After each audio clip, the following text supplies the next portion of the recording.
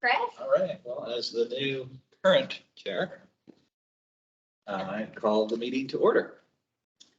So we'll start off with roll call, and I'll just call your names, and if you can say yes, and make sure we have quorum and so forth. I'll start with Brad because I see him, Yes, I'm here. and Marlene, Hi, here. Brenda, Yes. Zach, Here. and I'm here.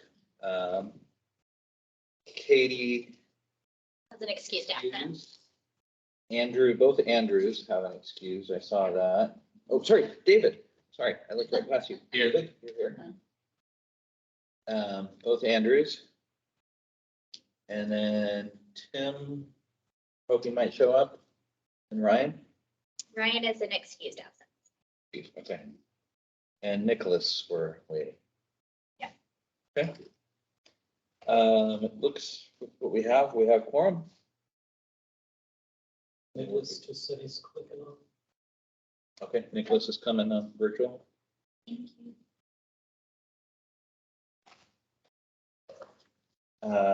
Okay, we have quorum. So then, did everybody get a chance to read the minutes that were sent out?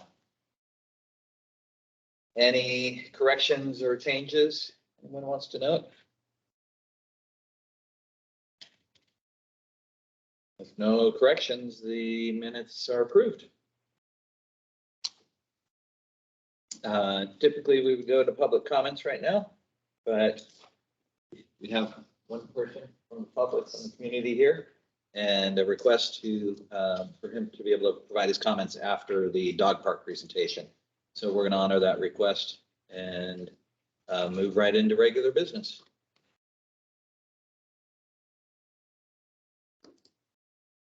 Great. So first up for regular business is a Rainier Trail Dog Park update. And you have the fun of having me help present this presentation tonight. So let me just get this set up.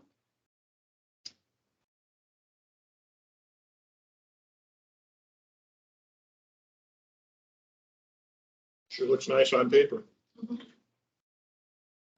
So yeah, we have our consultant team from HBD who's joining us to talk through the design tonight. Steve Novacek is here with us online, and he'll be joining me as we present this concept and talk through the plans for the Rainier Trail Dog Park. As many of you know, there's been lots of community engagement around the dog parks here in Issaquah, and we're going to walk through the design, a little bit of project background, and then have time for questions and discussion. So just a little bit of the project background. Obviously, Jennifer Fink did most of this work on the dog park and the location and working with our consultants, and myself, Rick, still here from our department, and Jeff and I are stewarding our park projects forward through the transition. So this is one of the projects that I'm helping out with, but just wanted to recognize that there has been a lot of community engagement and feedback to include a dog park within the city's park system. Prior to the pandemic, there were multiple rounds of community engagement. You all probably know about this more than I do, to include a park space for a large open dog run. And through the 2018 Park Strategic Plan update, that need sort of rose to the top to have a dog park within the city's park system. During the pandemic, obviously lots of things changed, and one of those changes was the need for a dog park that could be used during the pandemic pretty much immediately. So the Parks Department was able to mobilize and put up some pop-up dog park locations around town, and you all might remember some of these. There was Squaw Valley Park was used as a pop-up dog park location, the Pickering Barn Lawn, as well as the community center next to the Rainier Trail, which is where the current pop-up dog park is, and is the location for this permanent dog park plan that we're going to cover tonight. Sorry, just One make sure. second. Yeah. There was a comment. Nicholas, can you please resend that chat or? Or do you want to unmute yourself and ask a question? Feel free. It was about a technical issue, I think. Oh, okay. If I caught it. It might be under the chat. Let me stop sharing. Yeah, sorry, it's nothing about the agenda item. It was just a note about attendance since I missed roll call. Yes, I will make sure that you get added. I saw you join early, so you will get noted. Thank you.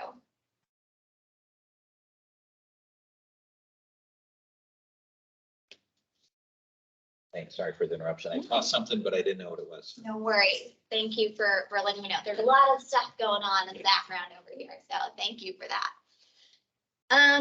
Okay, so pop-up dog park locations. As you'll notice, these are smaller locations. The pop-up approach really led us to think about creating sort of these neighborhood-sized dog parks, as opposed to finding one large citywide dog park. As you all know, Issaquah is pretty stretched for flat, dry land within our system. We do have lots of land, but flat and dry is hard to come by. And so really using this location and the pop-up approach to model some smaller neighborhood-sized parks with the idea that this won't be the only dog park within our city park system. The revisioning at Tibbetts Valley Park, that was one of the locations that was also chosen as a possible dog park location. That planning is still moving forward, but that dog park plan will be encapsulated through the larger revisioning for the entire park itself. So it's not gone, it's just part of another park feature that we're going to be reviewing in the future. And with that, we're going to move forward to sort of going through the design elements. There was a community engagement opportunity last week with the open house at the dog park. We've received a lot of positive public comments about it. There was a lot of people that showed up for their concerns and to also give feedback. So we'll go through those through the presentation, and I will pass the baton over to Steve to walk us through the design. Hi, good evening. My name is Steve Novacek. I'm a principal and landscape architect with HBB Landscape Architecture. So we have been working on a conceptual design for the Rainier Trail Dog Park. In essence, our concept design formalizes the existing pop-up dog park at Rainier Trail. And in order to maximize the off-leash area and provide universal accessibility into the park entry, we looked at slightly shifting the existing gravel trail that connects the parking lot from the community center to the paved Rainier Trail. This accomplishes a couple of things. It provides a central entry point into the dog park, and it also provides a larger maintenance access area directly from the parking lot for parks maintenance into the dog park. The entry point includes a double gate system, which is a pretty typical feature for dog parks. This allows users to unleash their dogs before entering into the main off-leash area, or then again, releashing their dogs before exiting the park. This design option included an area for a small or shy dog zone to the screen left here. And that was one of the features that we were seeking public comment and feedback on. The main entrance zone is situated to include seating opportunities with benches or potentially picnic tables. And space is also allotted for potentially covered areas for shelter. And this paved area would also include watering stations for dogs. There may possibly be multiple watering stations depending on whether or not a smaller shy dog area is pursued.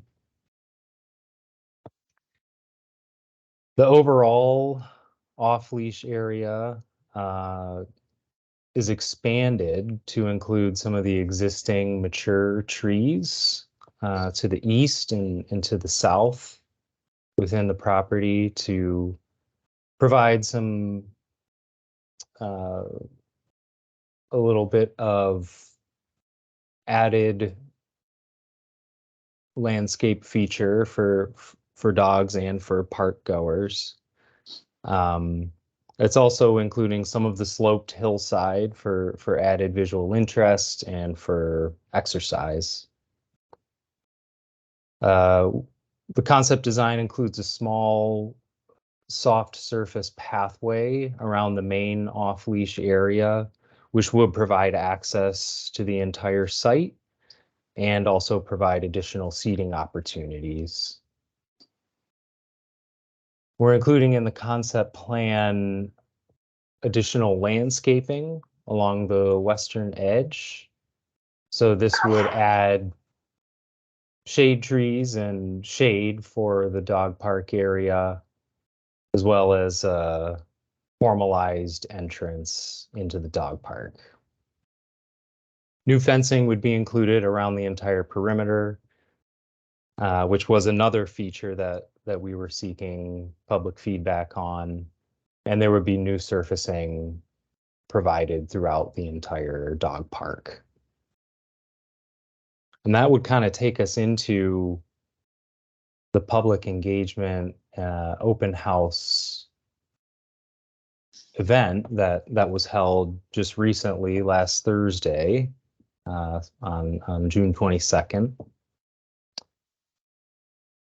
At the public open house, we provided the concept plan as well as some park feature boards. These park feature boards included a variety of different material types, such as the fencing, the dog park surfacing, benches, picnic tables, and a variety of dog amenities, which includes the small dog area, some landform variety, agility features for dogs, and the watering stations.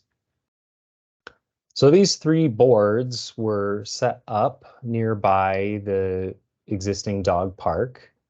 I was at the event along with Juliet Vong, another principal from HBB, and city staff were there to talk about the dog park design, listen to comments, and to get feedback on some of these design options.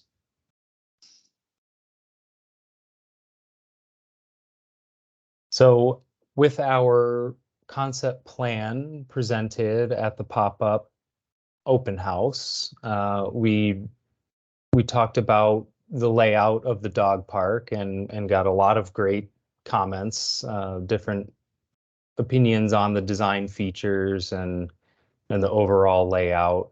We have all of these comments recorded with sticky notes, and we'll be compiling all of that information to help us in our future design development of the park. And while Juliet and I were talking with residents and park goers in the community, we were also recording other various comments that came up during conversation on a larger pad of paper. And so the park feature boards, we were giving out dot stickers so that people attending the open house could cast votes on some of these different features for the dog park. This again will help us in defining the different material types and further development of the design for the dog park. So it's a great visual representation for the feedback that we received and support for various design features, including the fencing types. We saw an overwhelming majority leaning towards the more natural fencing type with a wood frame or a split rail style. And in addition, the surfacing, there was a lot of positive support for a mulch type surfacing as opposed to a synthetic lawn. And with regard to the site furnishings, one of the main pieces of feedback we heard had to do with durability and picking products that will stand the test of time. We saw a lot of support for the metal style benches and tables. And in terms of amenities for the dogs, we did hear a lot of support for a small or shy dog area, an option for folks to have their animals somewhat separate if they felt that was a need. And then the agility features are always a fun addition. Good feedback on that option, and great support for having a water station, and a little bit less support for the dog washing station option.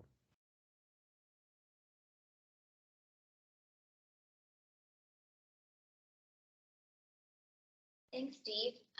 And we also received some online feedback through emails to myself, which is still open if anyone has public comment or anything they'd like to give us feedback on in relation to the dog park plans. A couple of things that community members brought up were sort of the size of the park, noting that, you know, this is a neighborhood sized park and not a large multi-acre dog run park.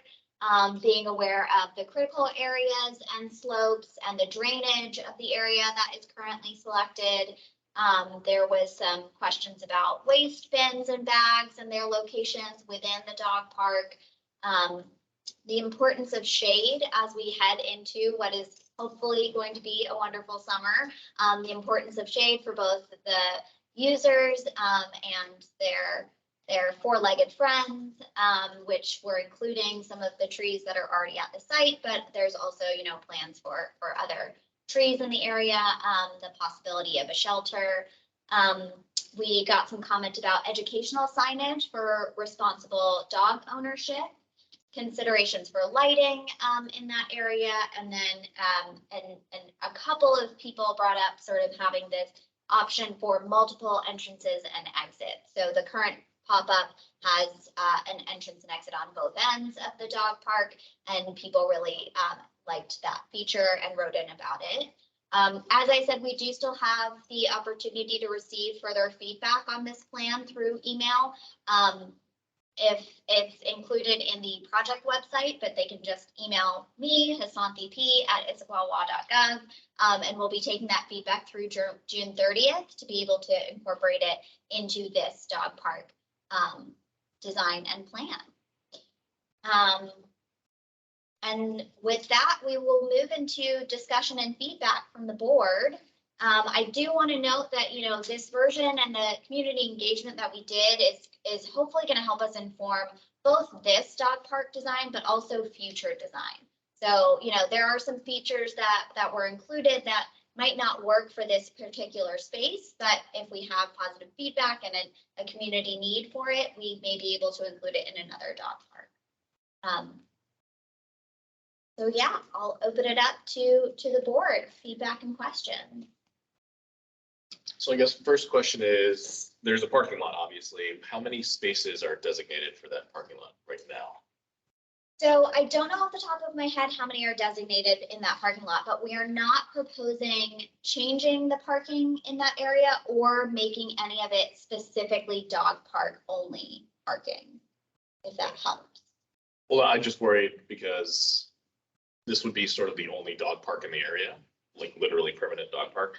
And so if you have, let's say, a 5-car parking, there's going to be spreading parking all the way down the street, which might anger some residents, obviously, as we've discussed in the past. So yeah, just curious about that. Yeah, I believe the community center parking lot, don't quote me on this, but I think it's about 60 parking spaces Okay. for that entire parking lot, not just that section at the end there. There is ample parking within there, but definitely something for us to keep in mind. You can park all up and down by Clark too. Correct. Okay, And so when it's not during the school day, like there's tons of parking, yeah, okay. which is when it would be crowded in the community center would be on those Saturdays and Sundays when there's like basketball and stuff, right? Right, right. So that should offset each other, hopefully. Good. I have more of a question about the synthetic turf. And, you know, there's one thing about like public comments and what we're used to, which is more of the bark. I think I had heard at a different meeting that the synthetic turf was actually easier to maintain and more hygienic. Is that true? Do we know anything more about like the synthetic options for dog parks? I'd be looking maybe more for our partners to tell us a little bit more about that. Cause I heard it came up as like not as interested in that in the public comments. But I also would wonder if it's an education thing on the benefits. Yeah, Steve, are you able to talk a little bit about synthetic turf? Yeah, sure. I mean, you know, synthetic turf for dog parks is definitely a very good option for a variety of reasons. I mean, in terms of it being more hygienic, that isn't necessarily one of the primary benefits of it. It does require frequent washing down.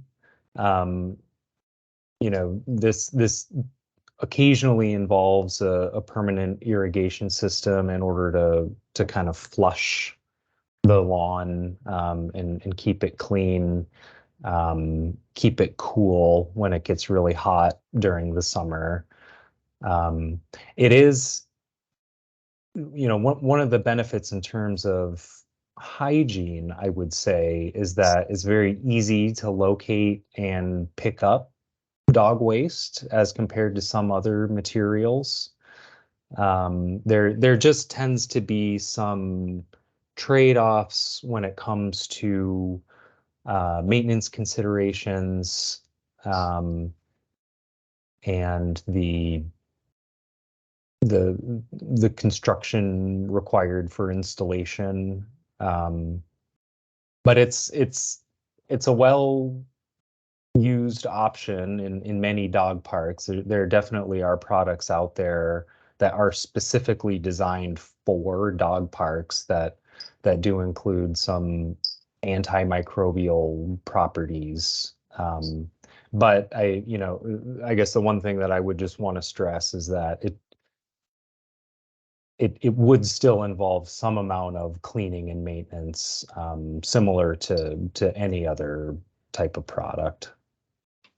I think when we were talking about the dog park before, we had a big debate about materials, whether it was mulch or whether it was Gravel. like I feel like we had like 2 meetings about the right type of product. And so I'm just curious if we landed on synthetic for a reason and then we want to potentially go back to bark, if we've explored all the trade-offs and pros and cons, and if there's more of an expert opinion on both versus just sort of leaning one way or the other based on public comment. Yeah, and we're definitely having those conversations with our HBB partners, as well as looking at sort of cost and overall operations and maintenance for the longevity of this park. Then my other question, I think they had debated the safety of bark, which I know they use bark in tons of places, so I was always kind of confused about that, but I know that there was some people who were really against bark for paws, so I'm more curious. I don't know the answer. I just want to make sure we're exploring all of those pros and cons. Yeah, and I guess just to speak to the bark material, there are different types of products for bark mulch. There is what's sometimes known as a engineered wood fiber Bar actually is the one of the brand names for it, which is sometimes used in playground surfacing, which has a little bit of a softer touch to it. You don't get the same sort of like long strands of wood that are shreddy, which might come with a more traditional wood chip mulch. So that, that specific product is something that would be looked at if a mulch material was the preferred surfacing alternative. So we're just not at that place yet, but we will have a big trade-off sort of expert opinion on all these different surfacing types at some point. It's not there yet. Okay. That'll be part of our design process as we move forward. Perfect. And then the other thing I would throw out there is you guys mentioned rain shelter. I think that's a great idea. I don't know if I see it in the plan. When I'm up in that Highlands Dog Park, there's a lot of people huddle under that little shelter. So There's a take little your one. dogs out to run in the rain. There's a little one there. It's not very big, it looked like, but Yeah, so a shelter option was included. I think it will likely depend on budget for that area, whether a shelter is included in this particular park. But yes, that's. It can be planned for to be added later. Yeah, it could be planned for another phase.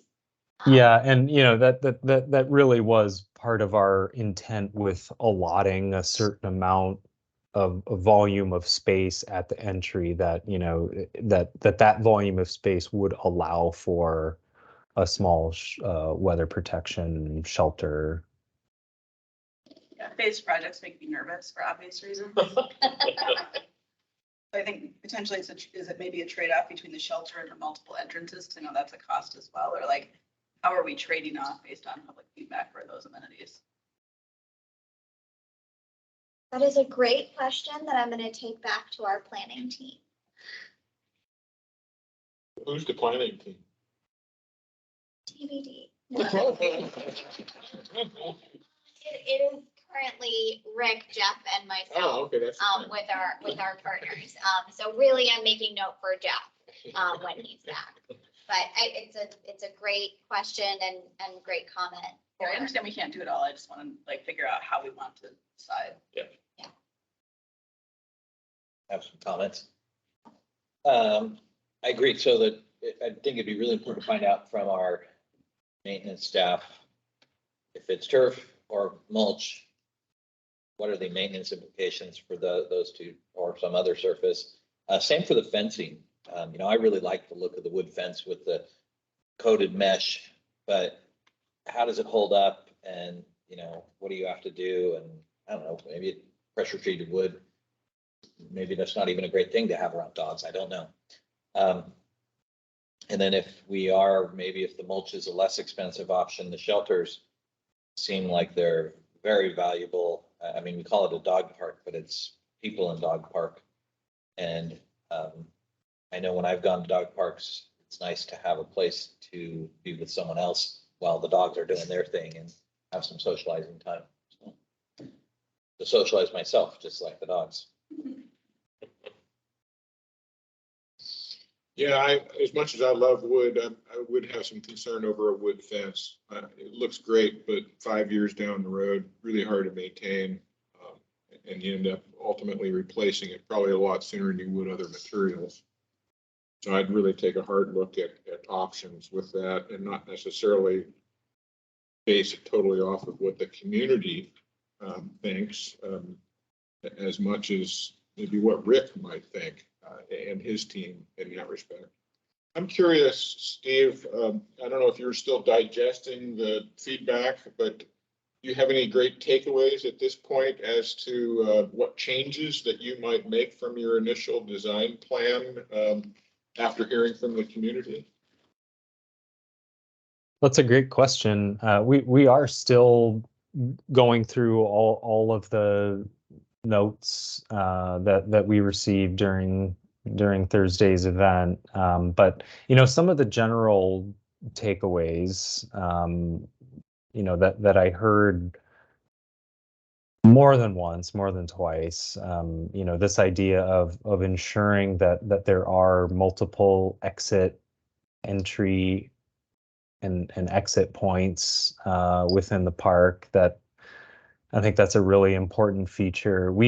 Our intent with the original design was to really minimize the footprint to the maximum extent possible, to kind of minimize our impact. But providing a little bit more permeability in the fence, I think that's a really important feature. There was some feedback having to do with the quantity of benches and tables throughout the park. The size of this park it's a good size, but it may not support what our original concept plan was looking at in terms of seating. In terms of the layout and design, those are kind of the bigger features that we're wanting to consider.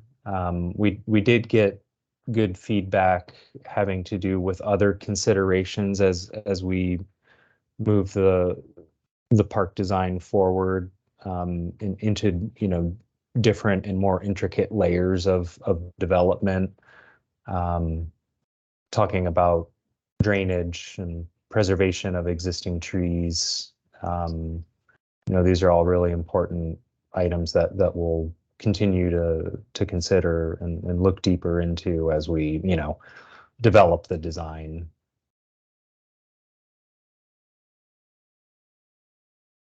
Thanks.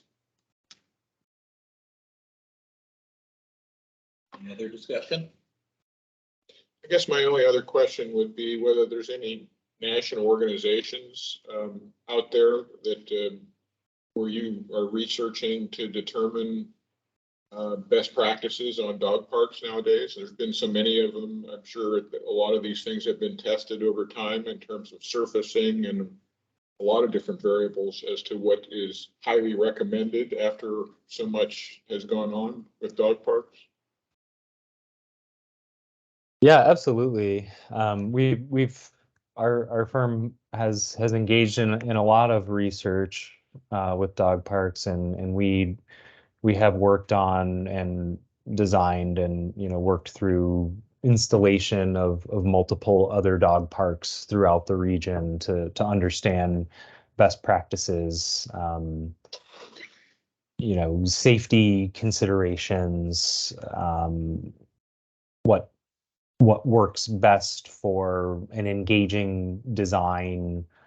How can you work the site so that people and dogs won't wind up getting trapped? That has a lot to do with the way that we've laid the park out now, with a lot of round edges and not as many corners.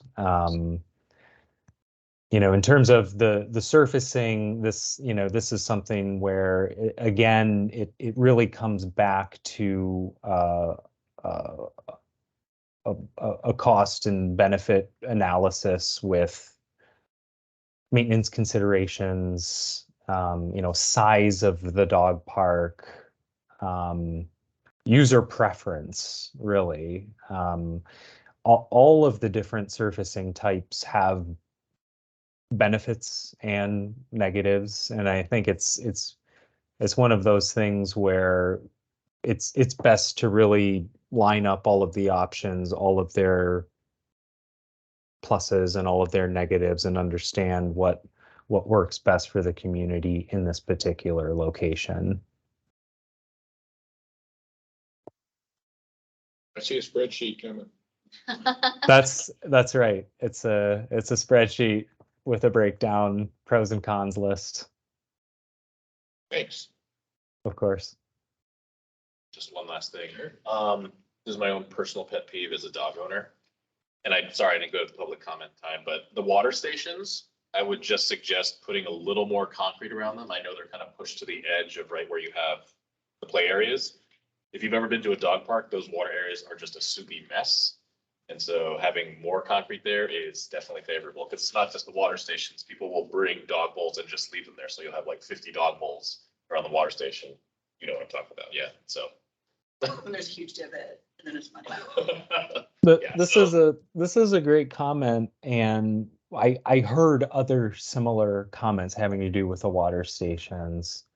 And one of the other ones that was really good and not actually something that I had heard before was, because of the way that most of these dog watering stations are set up with the water bowl and the drain down at grade and at your feet, is that, they tend to get plugged a lot.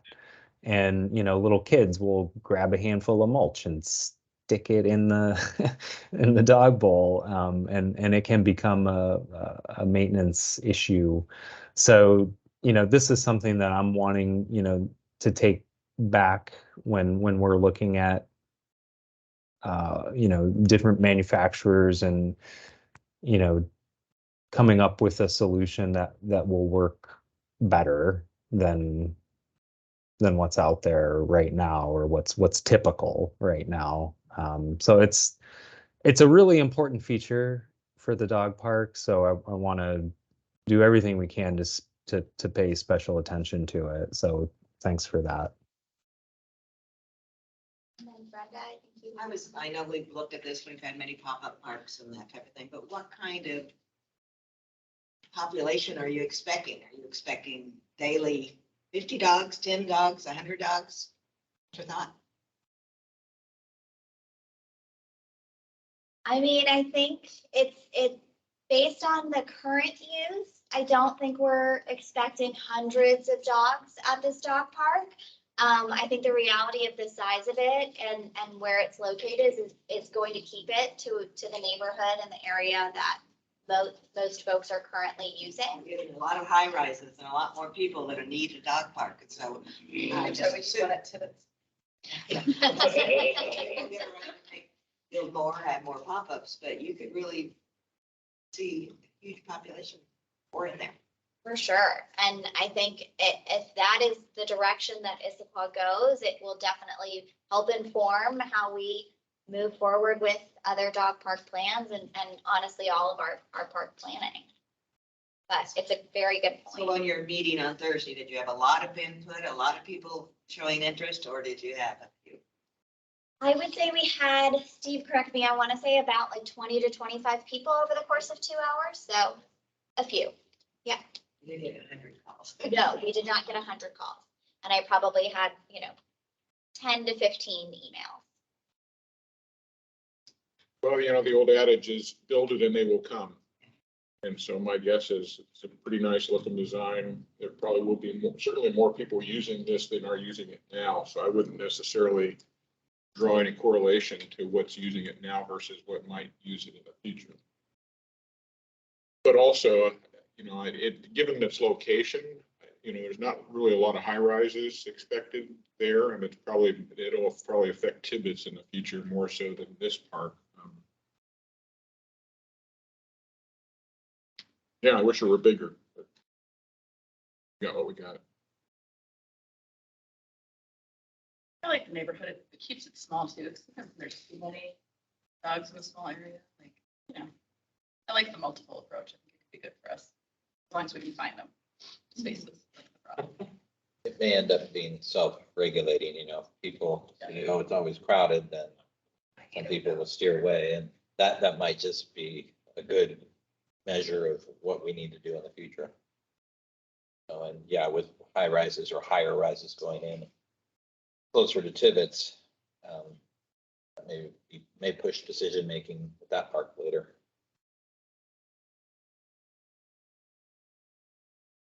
Anyone else? Is this a good time to ask for our public comment about the dog park? Sure. move to that. Steve, thanks so much for joining us. You're welcome to stay for the public comments, and then we'll move into our next business. Probably be good. Thank you. This is the public comment. This is the Public comment. Corey Christensen. Anyway, so I've been advocating for a dog park at Issaquah for probably 20, 25 years. And I'm at best lukewarm on this particular dog park, largely because of the size.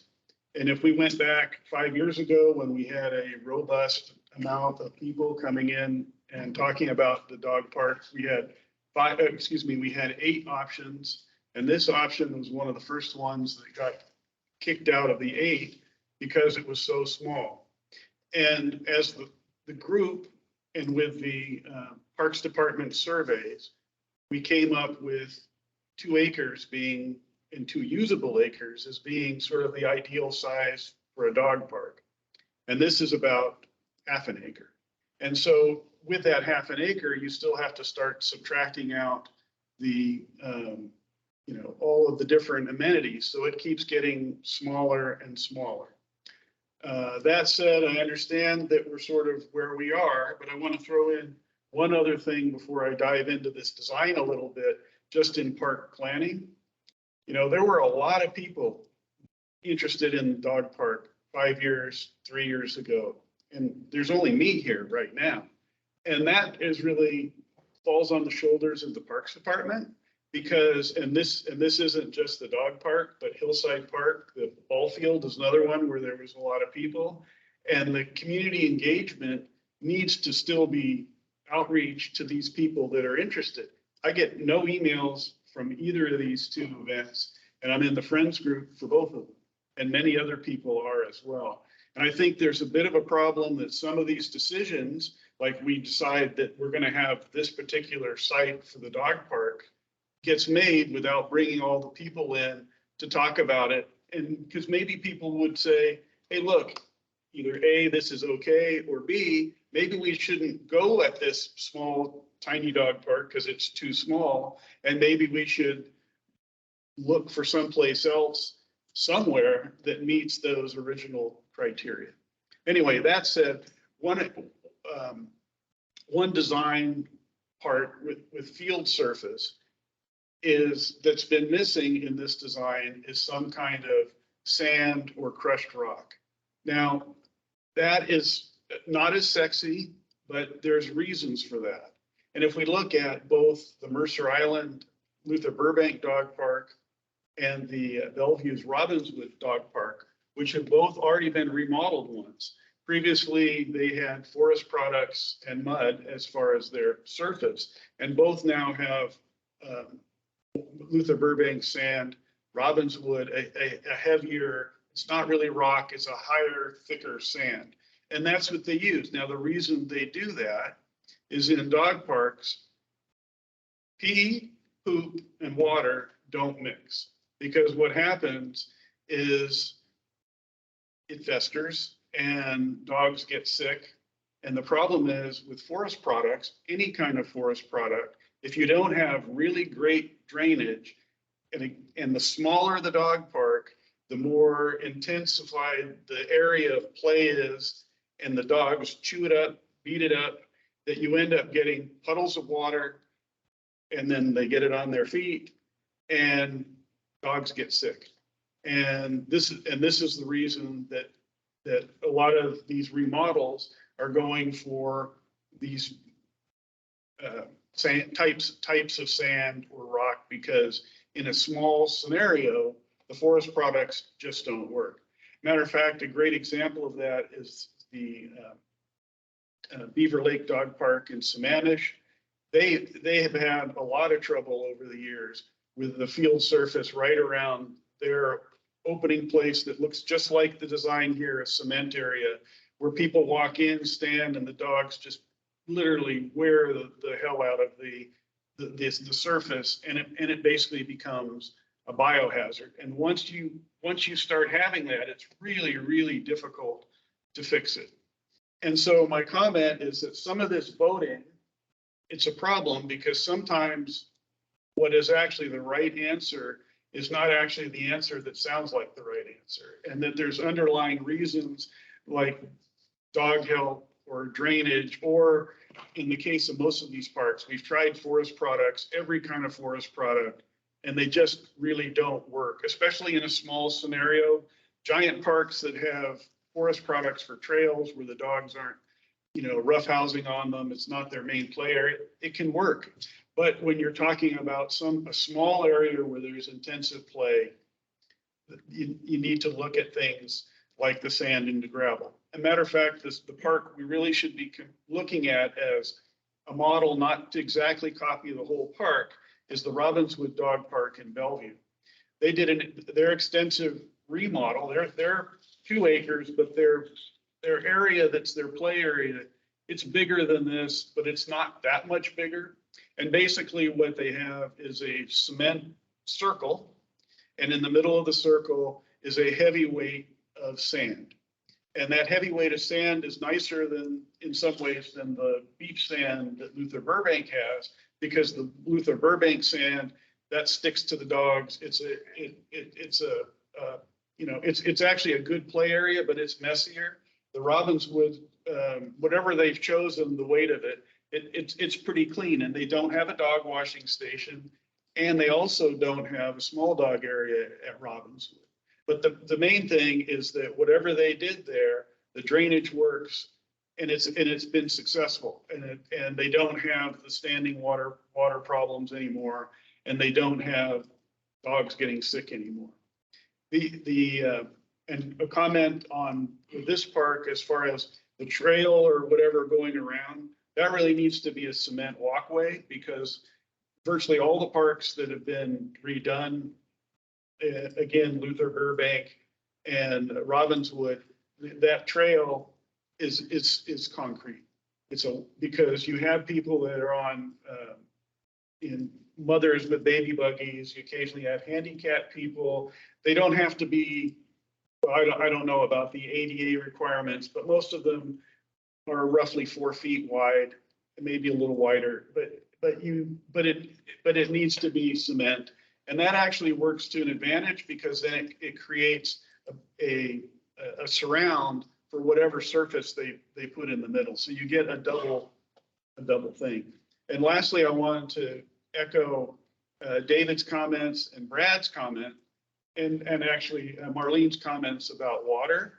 You have to be really, really careful with dog washing stations and the drinking water, because any of that water, especially if you have forest products as your surface, because whatever water that's there is going to end up in that surrounding area. And the Beaver Lake Dog Park has had a lot of trouble with that. Matter of fact, so much trouble that they used to have a dog washing station. They took it out because the water from the dog washing station was creating essentially the same biohazard, the pee, the poop, and so on, around the washing station. And some of these drinking fountains, the same thing. And it's not bark chips that clog them up, is that people put the dog poop bags over the drains, because the bubblers, the dogs don't like the bubbler, they want to make a bowl out of it. And the problem is then that overflows, and again, you have a water problem. I think it was David's comment about having water separated and maybe a cement surround around it, away again from whatever kind of play field you have is a great idea, because you don't want any extra water being contributed to the dog park. So in conclusion, please look at what these other dog parks have done after they've remodeled, after they've suffered through some problems. And again, maybe the heavier sand isn't sexy. People might not love it from the beginning, but believe me, you'll have far less headaches, because people really get upset when their dogs get sick. Anyway, thank you and good luck. Thank you for that comment, and I'll send it back to Chris to move us through the agenda. I think we're on to our next regular business item, which is Rick, correct? Correct. The Park Operations Division update. Very good. Hi, Rick Still. I'm the park operations manager. Been here 16 months this Saturday, so just over a year, not quite a year and a half. Been a pretty exciting ride. As you know, there's a lot of new stuff going on that we've been taking on, but the whole point of this presentation and discussion is to tell you about park operations and how it's changed. I don't know when the last time somebody presented on the park operations division, so I gave you a lot of information in the packet for you to look at.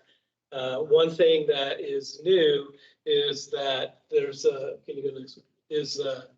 we have a whole new division or team within our division, and that's the urban forest side of the department division, and it includes the urban forest supervisor and park ranger and green Issaquah coordinator. The park operations also has grown a little bit even since I've been here.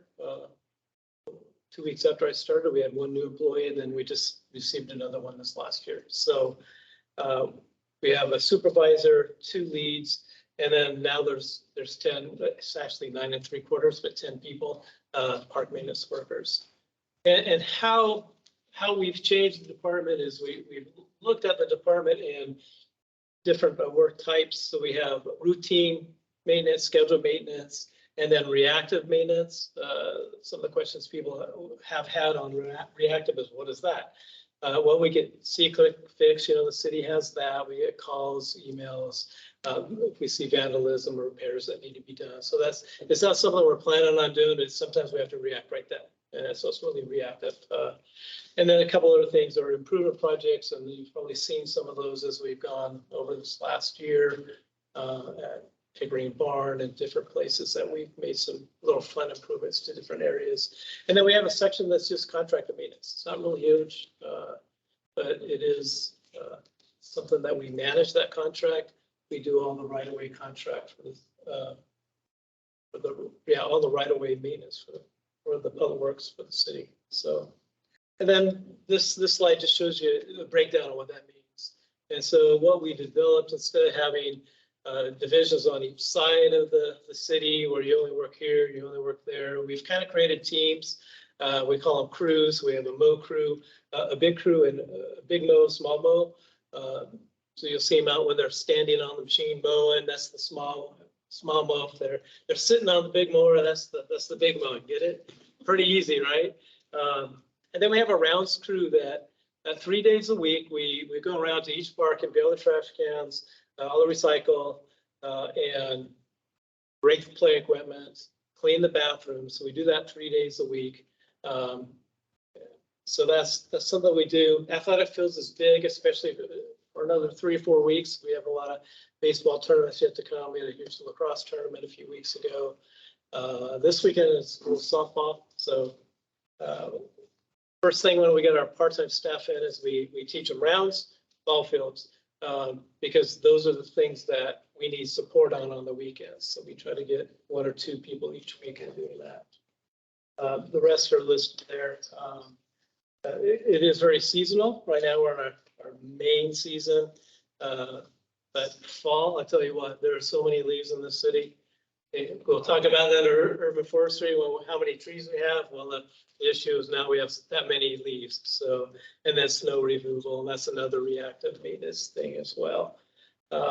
Schedule, like I think you have seen, like it's synthetic turf maintenance. We do that annually. It's a big process. They groom it, they fill in low spots, they go over it with big magnet, pull any metals out of it. So that's one thing that we do.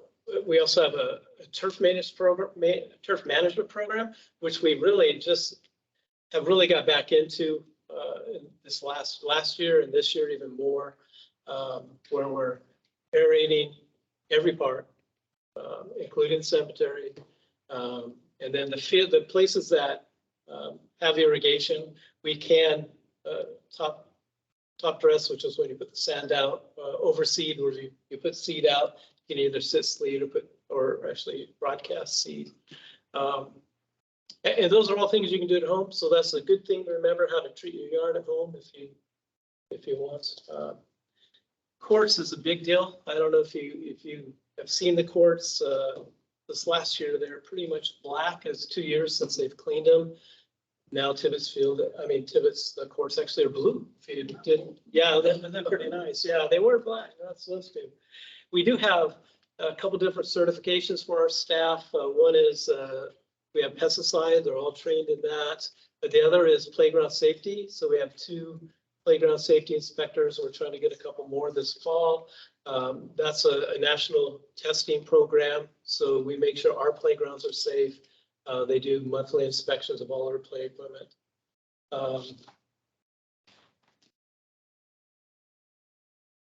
So we talked a little bit about improvement projects this year. I don't know if you've been out to Merewood. There was a huge crack going down the middle. So we patched the crack, resurfaced it. We put more pickleball lines on at TVP, took them off of Merewood. And last year we resurfaced the Blackberry court as well. Oh, and actually there's a picture of it, Central Park. I don't know if you go up there much, but during soccer, that street is built to the standard of the neighborhood around it, which is too narrow for people dropping people off and 2 cars lanes of traffic. So we've moved the center line over, painted it yellow to keep people from parking there. And the last time it actually worked. It was awesome. We got it done right before the big lacrosse tournament. So we're anticipating this fall with soccer that it will serve its purpose. It says no parking all along that yellow stripe there.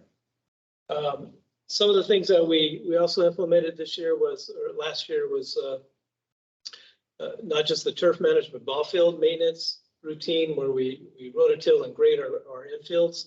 So instead of having a field that looks like this, literally there was about 9 to 12 inches in spots where second base person position was lower than second and first base. So, you're trying to get a ground ball, you can actually get it where you don't want it instead of your glove. So that was a really fun project, and we'll continue to. It won't nearly be as bad as it was last year where we had completely tore it up. But so that's a fun project, and I went out, watched them for about an hour playing tonight before here. It was really fun. Made me want to play again. Yeah, so right away, field turf, we talked about that. Parking lot striping, yeah.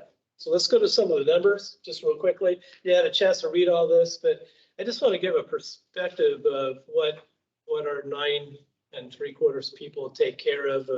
Brad made reference to it earlier this year. What do I have? 1,000 square feet. I can go pull every weed. I can, make my lawn look nice. Those type of things. So we have 52 acres of just grass that we maintain. That's not the size of the parks. That's the grass and the beds that we have. I don't have that much at home either, but we have over 7 acres of beds. So beds are where it's not grass, it's planters, bushes, flowers, that we maintain all the bushes and try to keep the weeds down, which, as you know, they grow pretty fast. Lots of trails, you see that there. Contracted maintenance is huge. We have almost 12 acres of right-of-way that we maintain. It's not as easy as maintaining a 12-acre park because they're in the middle of traffic. So that's, all of Gilman Boulevard, both sides and the middle. Between the sidewalk and the curb and behind that, especially like in front of the post office, we go all the way back to the trees along the post office. So it's a really big area. It adds up fast. Some things why it takes so long for us to do some of our maintenance is there's 109 trash cans that we empty 3 times a week.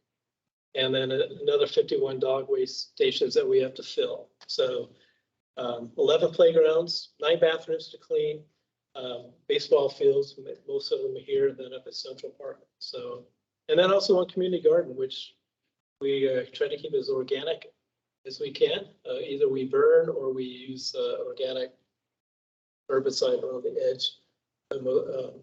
It's like salt and sulfur. It just kind of kills. It kills the top. But we have a strong. When I first came here, it was like Wow, we have a lot of vehicles. We're, not all of them are in the system yet. There's that ghost fleet that the city's trying to get rid of. We can talk about that some other time, but we have about 21 vehicles and 21 and 28 mowers and other equipment. So the stand on, right on, bobcats, all those different things that we have that it takes to maintain it. We're always hauling mulch and stuff. So we get it dumped in our yard. We put them dump trucks, take them out, and pass it all out. So one thing that's new this year, or last year, we started a battery program, or electric handheld tools, maintenance, edgers, line trimmers, blowers. We got the blowers just a month ago. Holy cow. I hope you get out and not hear it, because it is awesome. They are quieter than the edgers and all. You can have a blower over here and you can hear it all the way across the park. You can be really close to this, not even know it's blowing. It's really cool. So we're trying to get away with the gas and all that goes with that, the maintenance as well as the fuel and emissions, and going with battery. And it's been very successful. They're almost as strong as gas. In some areas, they're even better. They just go through more batteries to do that. And then the urban forest team started out with a Ranger a year and a half ago. It was before I was here. So yeah, it's been a couple years now. And Peter left and we hired a new person. His name's Alex. He's been awesome. And then we went out and got an urban forest supervisor and a green Issaquah coordinator. And so I don't know if you keep track of that. There are events all the time. If you want to do something just about any weekend, it seems like there's something going on. We have a lot of businesses during the week. We have a couple this week actually that were out there. Sometimes it's 5 this weekend, sometimes it's 20. We got 100 coming out in a couple of weeks that have come out and they just want to volunteer. So using our business partners for that, which is really awesome. Costco, REI, those big names in town.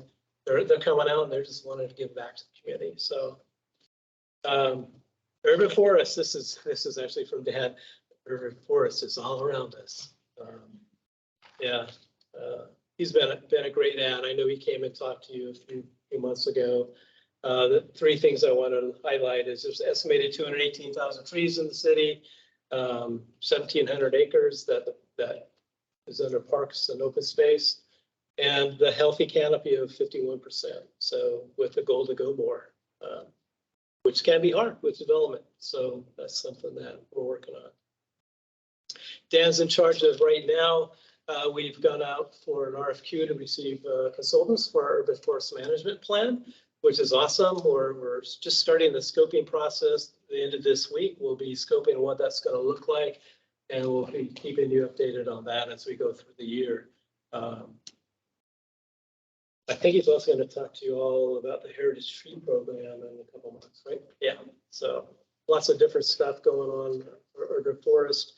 The Ranger has 4 or 5 different things he works on. One is homeless outreach. One is education programs, and they're doing a lot more of those. They had another hike this weekend, just taking people out and doing educational hikes through our system. And he helps us with picnic shelter rentals, us meaning the park ops side, with shelter rentals so we can do ball fields, and that's been a good relationship.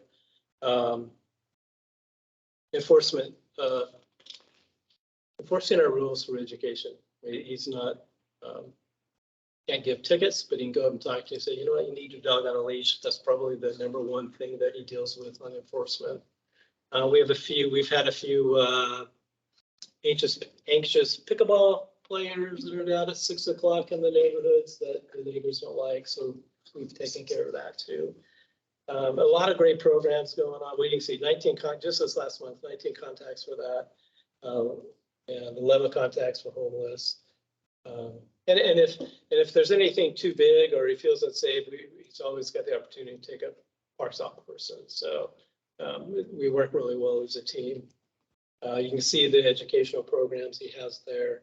The fun part is we have a PTNR, part-time non-regular. It means they're basically a part-time worker, seasonal worker for 6 months, and her name's Vera. She's just awesome. But that gives us the Sunday, Monday when he's off covered too. So we have them both here for a few days a week and then all weekends covered too. So Green Issaquah, it's a great little photo there. It's a great program. We're pretty new at it. I think it's just like 3 years, if I remember correctly hearing. People want to give back. People want to restore.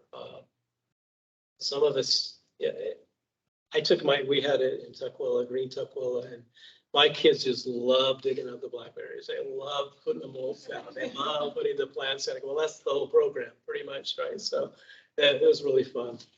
And that urban forest, you can see the numbers there. And every time I'd ask them more questions, they go, oh, let's update those numbers. Right? They're over 1,000 volunteer hours year to date so far, just with this last weekend. So, and with a bird walk coming up, only a couple of people signed up. So sign up for that one. We're looking for more forest stewards too. We got a training coming up for that. And these wonderful individuals will organize about 4 events a year, and they'll get between 3 or 4 up to 10 or 15, and they just work on the area they're focused on. So that's kind of their job, and they get other people enthused and working on it. So it's a great program.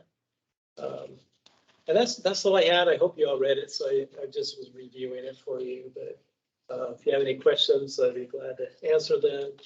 Otherwise, thanks for your time. Yes, so can I say yes? Yeah. You don't want to take that power away from Chris. Online later. It's his first night. You got a question, lady? Is that what you say? Yeah, but I think I saw Brad's first. Couple things. How in the world do you manage staffing with seasonal like this? I mean, do you have during the winter time, do you have to lay off people like 30% of your staff, or how does that work? Well, we're having a hard time even filling those positions. So if you know of somebody with a heartbeat over 18-year-old, send them my way. I don't. Yeah. So yes, so they work with 6-month deal usually. So the main one is 40 hours a week for 6 months. So they start in March, March 6 was 9, right? 9, so September. Yeah, so we're having a hard time filling that. We've filled 3 people right now that are working the 3 days a week for 9 months. So that's I don't know why that's fitting into the schedule. So, that's the best. So we have 2 40-hour weeks and 3 less than 30. And does some of those people come back the following year, or is it a whole new crew all the time? I mean, you haven't been around. In the past, they have come back, but most of those that have come back were hired last year as full-time. And then one we hired this year, the 3/4 time was from last year. So, yeah, it's like starting over every year. That's why we just stick them right on training, learning rounds, learning ball fields. And then if we get more, then they learn mowing and get onto that. Yeah. We formed a committee here a few months ago to assist with the urban forest management plan. Do you have any idea timeline when we might get started with that? Well, we're just having our first scoping discussion on Thursday. So I'd say in the next 3 weeks, we'll be able to pull a team together to start moving forward with it. Yeah. And I think I saw the anticipation is to actually have that plan before council before the end of the year. That was original, yes. Everybody put in a 13-month timeline. So it'll be 13 months from next month. Yes. And we do have Dan coming to talk to the park board, slated for possibly our August meeting to talk about the Heritage Tree program. And he'll be reaching out as well to that ad hoc committee for that work as well as the urban forest management. Okay. Yeah. Lots of work. Thanks. Yeah, you bet.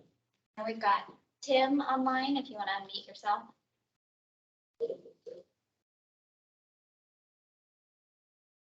Yeah. I hear you. Oh, we can't hear you, Tim.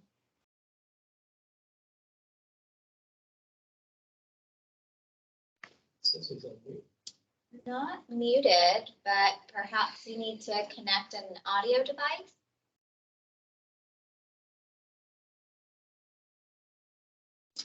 How about now? we can hear you. Okay. Yeah, that my computer likes to try to think my Wi-Fi connector is a microphone. Doesn't work. Anyway, first of all, I want to start off and just apologize to the board for being late for the meeting today. Second of all, thank you for the presentation. It was very informative. And third, I have a question. A lot of the ball fields, as you talked about, are very well maintained. They're beautiful. See a lot of use getting done on them. But there's some like informal ball field, at least one by me at Hillside Park. There's a backstop. There's kind of half of a home base and maybe a chunk of a pitcher's mound and a rudimentary path around the bases, sort of, but it's certainly not maintained as a ball field at any level. And I just wondered where that falls in your categories. You know, it's not really a maintained ball field. But it's more than a park. I mean, there's a backstop. There's the hints of a ball field being there. So I just kind of wanted to see how that fell into your plan. Thank you. And I know there's a lot of improvements coming to Hillside Park, but this has been this way for at least the 6 years I've been here. Thank you. Yeah, that's great input. Since I've been here, it's been a designated wetland, so we haven't been able to do anything to it. It will still continue, as far as I understand of the designs, it will still continue to be a casual neighborhood ball field. So we will maintain it like our turf is maintained. It's not proposed for irrigation, so it'll be better maintained than it was, but it's not going to be a real infield, real ball field. It's just a pickup place, is my understanding. Yeah. Thank you. Yeah, so I just wanted to say, thank you. I spend pretty much anytime I'm not at work at a baseball field. So we were at the big tournament for Slugfest at Tibbetts, and your team was really great, just like maintaining the field. We were running a concession stand, and they were helping us out with power that we blew, and it was just a really good experience. So thank you. Awesome. Yeah, thank you.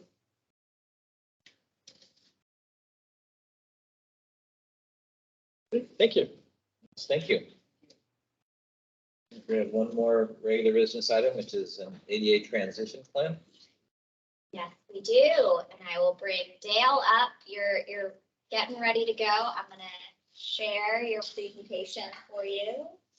Awesome. Thank you, Hasanthi. Good evening, Park Board. It's wonderful to see you all. Excited to be here and share with you a little bit about the city's ADA transition plan. It's handy that Rick is also here to listen in on this discussion. My name is Dale Markey Crimp. I use she, her pronouns, and I am the Performance Data and Innovation Program Analyst for the City of Issaquah. Go ahead on, Hasanthi, to the next slide. The real purpose of our time together tonight is to share a bit of an update on the progress that we've made so far in putting together our ADA transition plan and to gather input from this particular board on our current prioritization framework. And I'll talk a little bit more about what I mean by that when we get to it in the presentation. Before we dive into the transition plan in particular, I want to give you a little bit of a background on the Americans with Disabilities Act. Next slide. So this transition plan has a precedent and a requirement in federal and state law. This it didn't all originate, but the most recent, the modern day origination of the ADA transition plan comes from actually the Rehabilitation Act, which is federal legislation passed in the 70s. And then the Americans with Disabilities Act, or the ADA, passed in 1990. The passage of that act required that not just what I think we're more familiar with oftentimes when we talk about the ADA, which is no discrimination in hiring policies, but it also really required localities, cities, towns, counties to identify and make a plan to remove physical barriers in their communities that would prevent individuals with disabilities from fully participating in the community. The city of Issaquah has put together a previous ADA transition plan and worked on that back in 2014. But that plan for a number of different reasons. 2014 predates my time at the city, but from what I've been able to learn, for a number of different reasons, didn't become something that was really embedded into the work plans of our various teams. And so while we set some initial goals on removing barriers to participation, physical and otherwise, no, we didn't actually make a lot of progress on that at the time. Come all the way to the current day. And I think the federal government has really figured out one way to make sure that cities, towns, municipalities, localities create these transition plans, create these plans to remove barriers, and actually start making progress on them is to tie federal Department of Transportation funding to the dollars to the creation of this plan, having a plan in place and making progress on this plan over the course of the upcoming years. So Santi, if you go on to the next slide.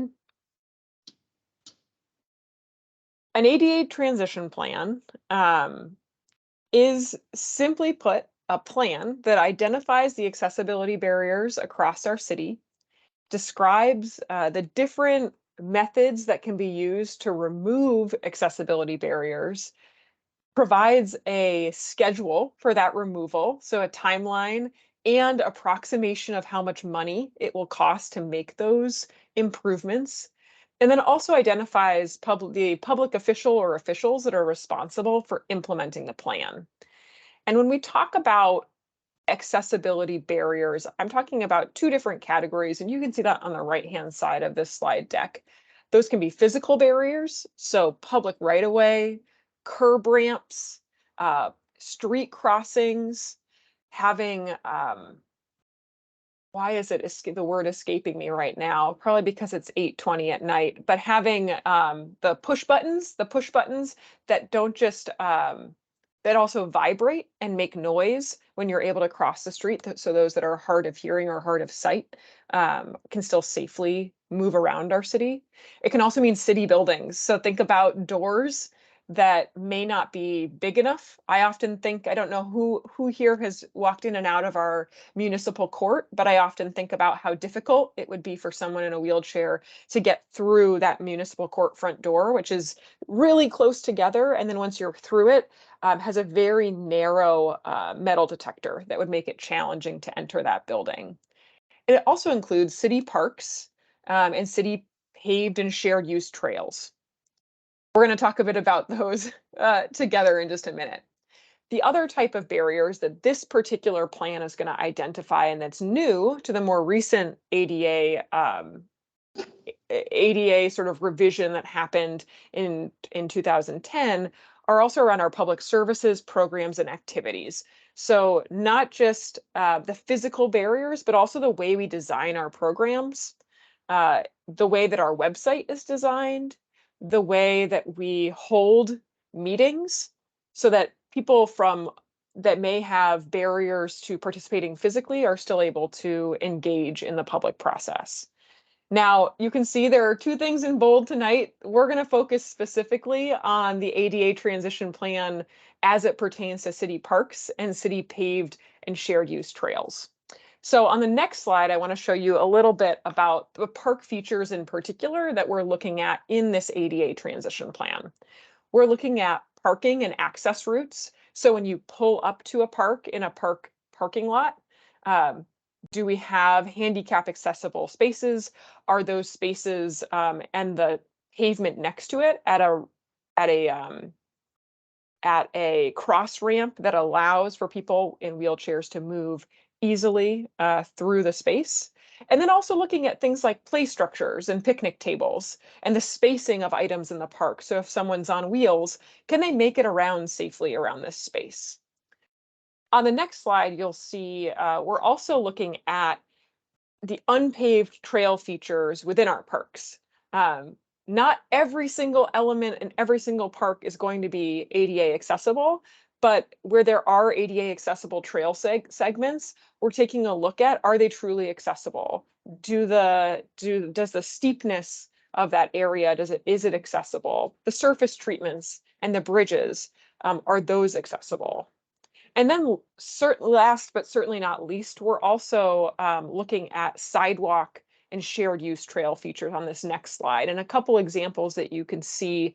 You can see on the left an example of something that does not meet our ADA standards. So examples of places where pavement has sort of upheaved or cracked open due to vegetation. We know trees and pavement are in constant battle. But looking at that image on the left, so it could be some dangerous terrain for someone who might be not as sure-footed, or someone who might be using wheels to move around rather than walking. And then also we're looking at wheelchair passing and bench spaces. Is there space for wheelchairs to move through our paved portions of our parks?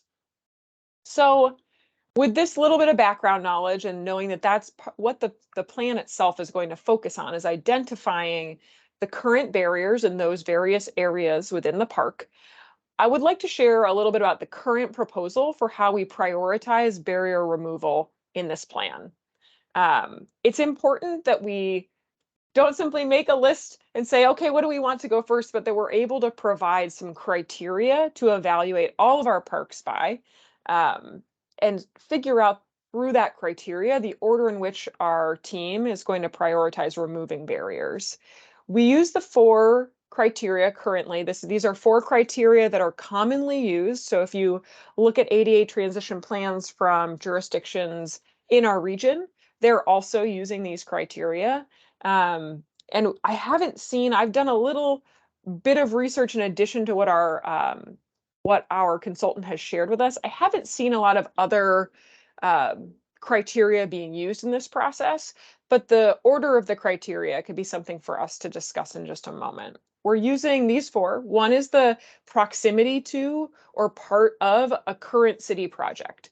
So whether that be something outlined in our capital improvement plan or in the park strategic plan, if it's something we're already planning to a location we're already planning to make improvements on, we'd love to build those ADA improvements into that planned work, because that's going to maximize the resources we have to use. And it's going to ensure that we're not, maybe ripping up sidewalk in one area only to come back 2 years later for a much larger redesign of a space. The second criterion we're considering in this is the proximity to likely ADA destinations. So not only are parks and trails themselves already a destination, but if there are locations that are closer to other places of interest across the city, we want to make sure that if folks are going to be going to those locations, that also is factored into whether or not that's a place that we prioritize making those barrier removals. The third criterion is ADA compliance and condition grade. So our partner in this work, Transportation Solutions Incorporated, has already gone around and done a self-evaluation of all of our parks, and we'll get to that in just a moment. And they've looked to see where elements are not compliant or are missing, and where elements are in poor condition, medium condition, or better condition. And so, of course, generally, we want to say that things that are in the poorest condition or the most non-compliant, we want those to be prioritized. But again, we don't want that to be the only thing guiding the work that we do. And then number 4, certainly not least, is public feedback. At the outset of this project, we ran a public survey. We've also done some targeted outreach to interest groups across the city. Our adaptive recreation participants have been a targeted group that we've really sought to get more feedback from them around where their children are spending time. And then also through the senior center, we've been in conversation with community members through the senior center about where are particular locations that we'd like to see improvements. We're of course here tonight talking to you, and we'll also be visiting the Transportation Advisory Board, and we've visited and we'll be visiting again our Equity Board to get additional input. But these are the 4 criteria that we're using currently to make prioritization decisions about the order of barrier removal. With that in mind, I want to show you the priority in order that these criteria came up with for both our shared use trails and our parks. The first one here is going to be our prioritization for parks.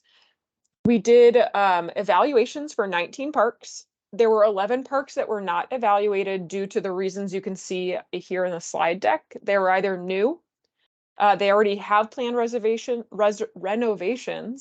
there are no public amenities, or they're an undeveloped open space. So it's not necessarily a space where we're inviting people to move through right now.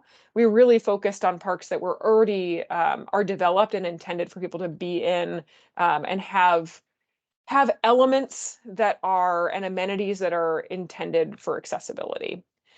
So of the parks that we did evaluate, you can see down here the high priority parks that came out of the criteria on the previous slide led to a high priority for 3 different parks: Salmon Run Nature Park, Squaw Valley North Park, and Tradition Plateau. The same criteria led to a prioritization of 4 in the middle and 12 other parks, but those 3 that are there in gold are the high priority parks that came out of that process. I want to also show you the prioritization for our shared use trails using, again, the same 4 criteria. So we completed evaluations for 7 shared use trails. Issaquah Highlands and Central Park Falls Drive trails were not evaluated. As I mentioned before, there are some places that, because of the grade of the space, they're simply not going to be accessible. There's not a lot we can do to make those spaces more accessible. So those were not included.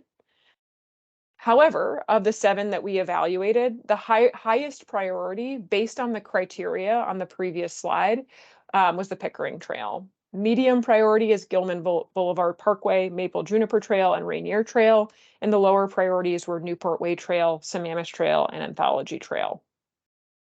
So at this point, I'm going to hush up a little bit, and I'd love to hear from you all. Does this prioritization framework make sense? Do those 4 criteria make sense? Does the order of recommended barrier removal, does that jive? Does that make sense? And are there any exceptions to the prioritization that you feel should be noted and considered as both the consultant and our team here at the city is finalizing our plan in the coming weeks and months?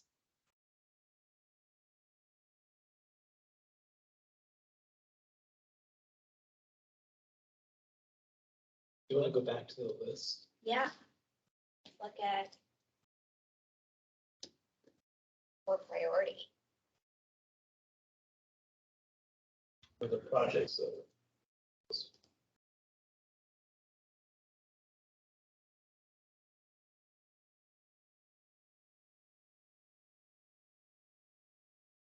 Well, dead silence here. I'll speak up here a little bit just to get the ball rolling. I mean, I think it's good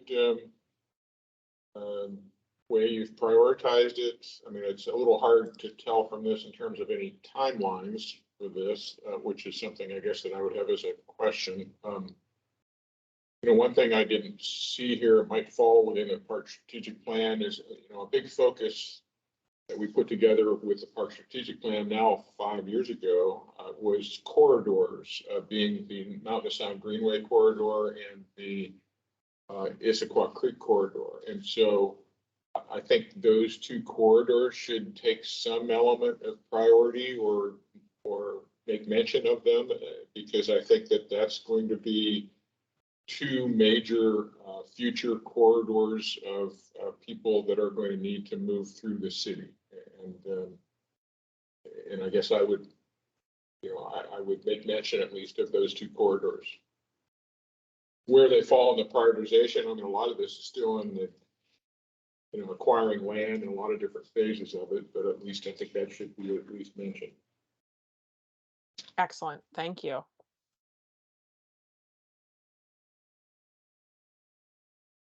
I have more of a question, I think.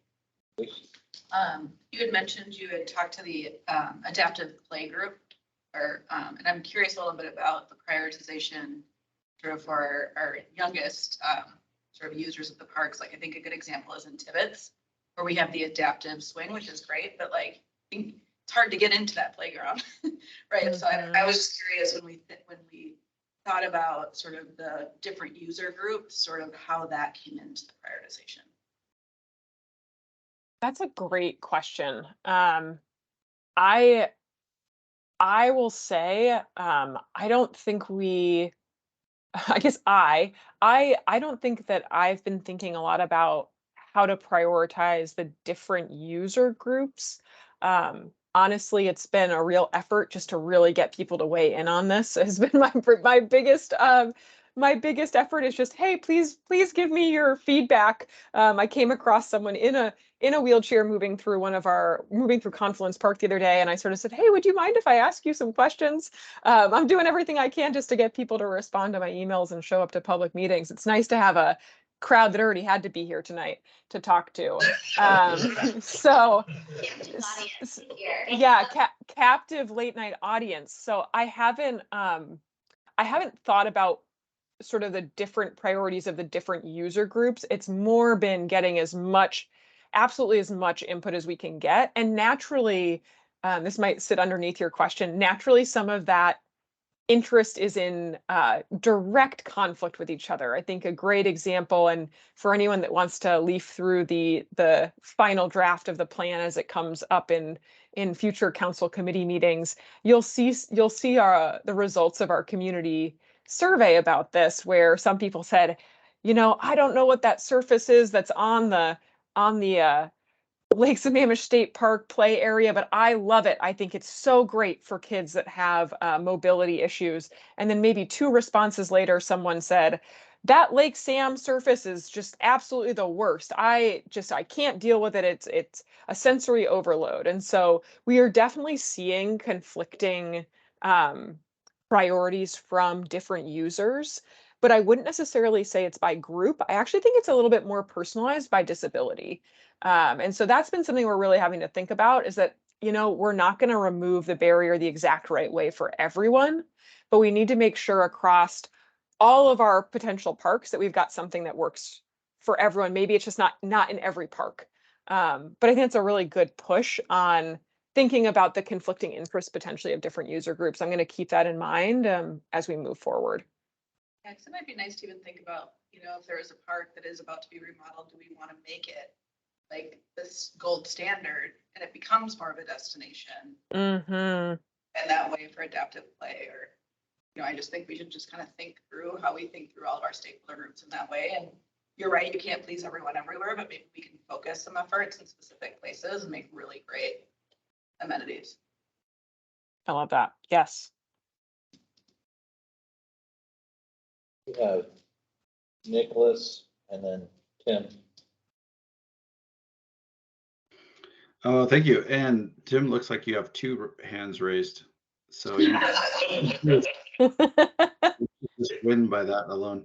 A question about the, just largely number 1, and then maybe some thoughts about this. And since it's just the framework portion of what you had, a multi-part question there, so it's always hard to get through all that. But the first section in our CIP, a question a bit about that, because are we not bound by the amount of funding then to accomplish goals if we align on the capital plan, as a question? And then the second, I'm just going to echo what Marlene said, which is trying to center, marginalized groups, or finding ways that we can include people that are historically excluded, I think is kind of the point of all this work. Maybe I'm misreading. I didn't read the ADA plan or anything like that, or what comes out from the government, but at least that's how, when I think about how our capital plan might be better at serving the equity lens, that's one of the ways that I like to think about it. Yeah, I agree with you on the second point. Could you repeat your first question? I'm not sure, Nicholas, that I fully understood it.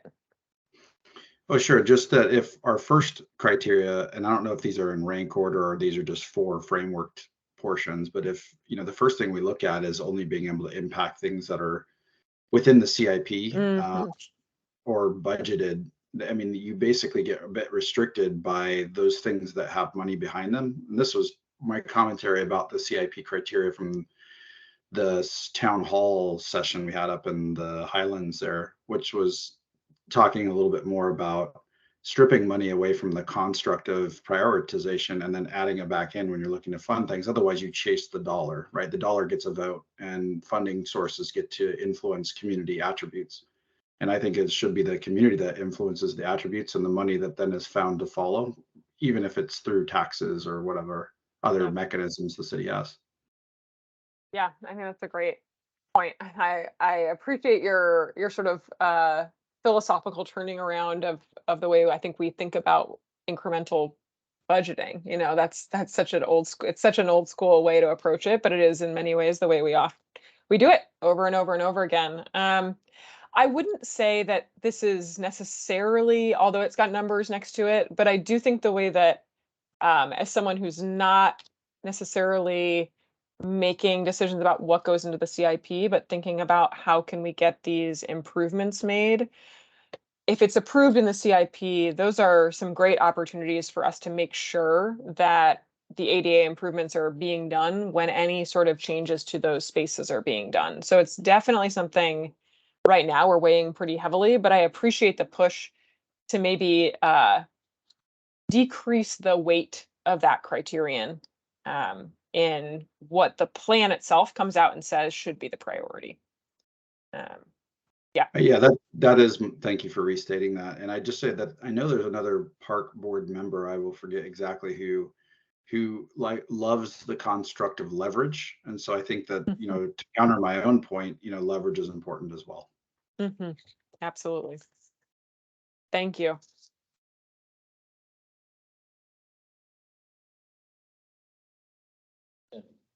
Okay, yeah, I'll go. Thank you for the presentation. It's very useful, and it's not a area in which I've spent a lot of time thinking, but you touched on something just a few minutes ago about user groups. And my question is around the various types of disabled groups that we want to serve in Issaquah.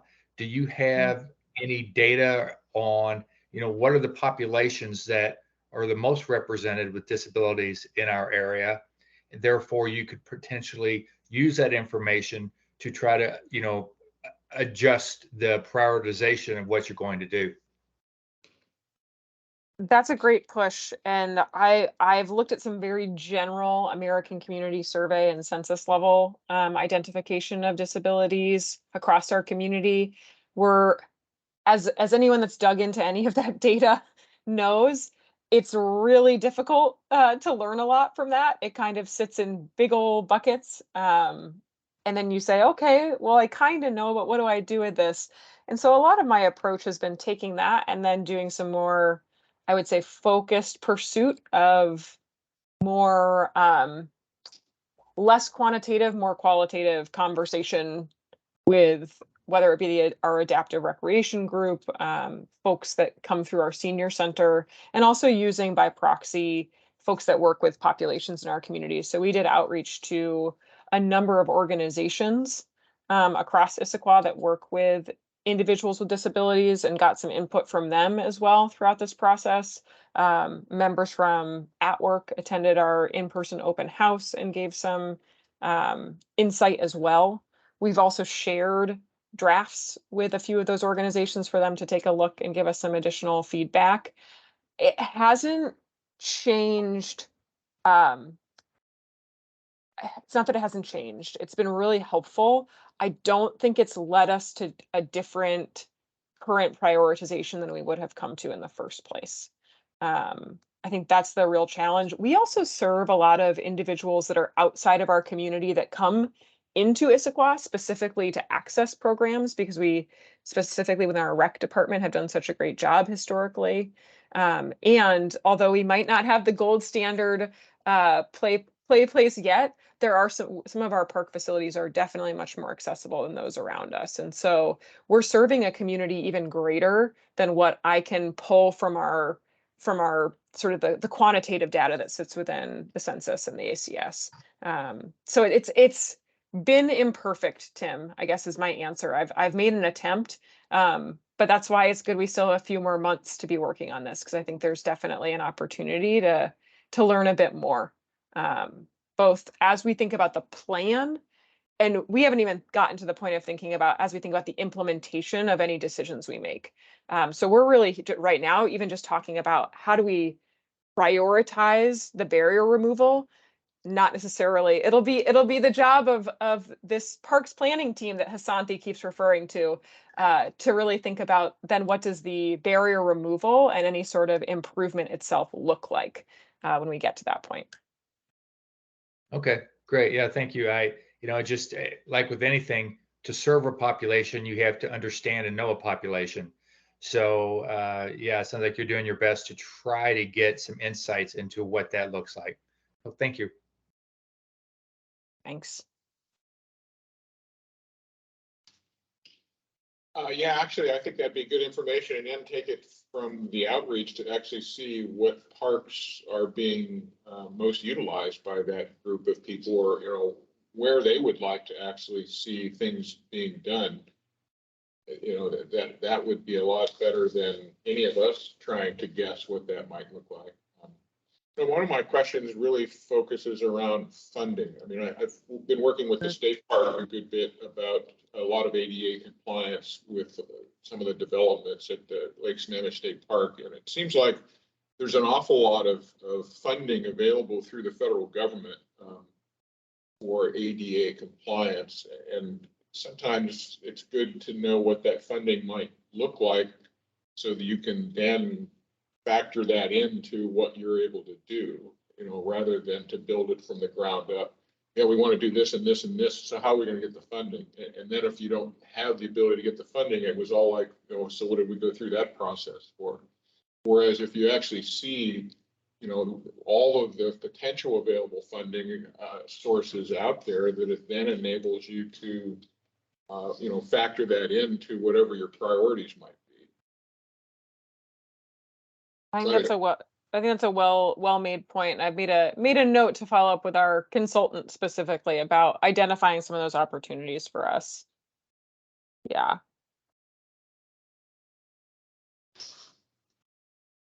Just one last question, I guess. Can you give us a little more background on sort of the requirements for improvement? So you noted before that, you know, WSDOT or even for the pass-through funding, what are we looking at? Are we looking at just looking at the high priority ones? Are we eventually going to hit all of them over a 5-10 year period? Just trying to get some more background. Totally. So this is meant to be a medium term to slightly longer term plan. We need to identify what we're putting dollars towards in the near term. So specifically in the next, you know, whether it be the next 5 years, we can often use our CIP as we can identify what projects within the CIP we're already putting dollars towards and what ADA improvements need to be made within those potential parks or potential facilities, or curb ramps if you get to public right of way. And we have those estimates usually for the next 7 years. And then so those are our sort of near and medium term.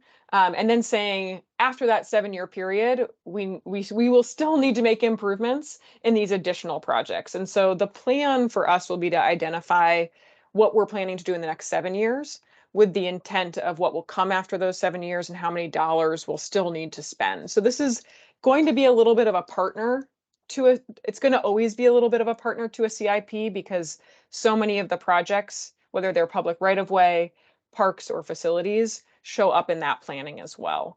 The plan for us to obtain, you know, the goal of this is to create to make sure that our city is the most inclusive and welcoming place it can be. It's not simply to meet the sort of washed out requirements. However, simply having the plan is what's required. Having the plan and providing an annual progress report. And so I haven't met with Rick yet about this, but we'll be meeting soon to talk about what that annual tracking looks like and how we're going to be sharing progress annually with the community as we make improvements that are in the plan.